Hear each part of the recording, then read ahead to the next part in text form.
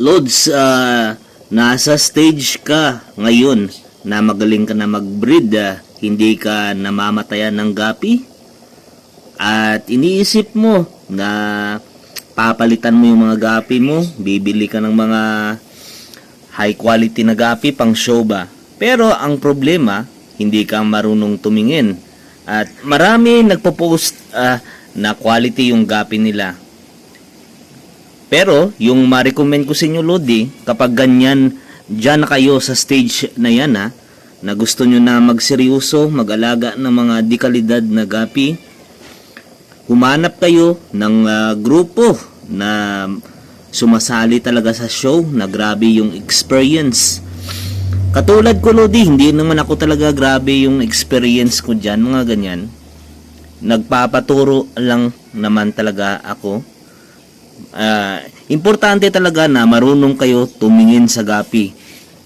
Siyempre dyan na yung experience ng mga veterano. Dyan kayo kukuha sa kanila ng diskarte.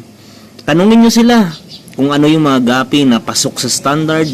Ipakita nyo yung gapi na tipo ninyo kung pwede ba to para hindi kayo ma-scam. At yung ibang seller kasi sasabihin na quality, mga ganun, hindi naman pala, di ba?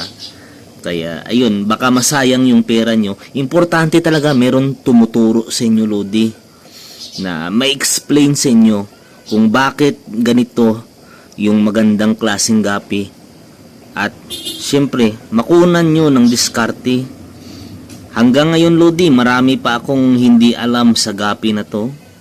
Ano yung mga standard talaga nila.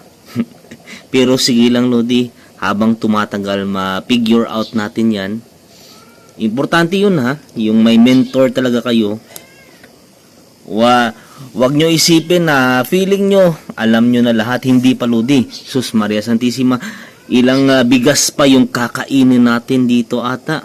Feeling ko lang talaga, yun ang sabi ng mga matatanda, Lodi. Ilang bigas pa yung kakainin mo, ilang asin pa yung kakainin mo.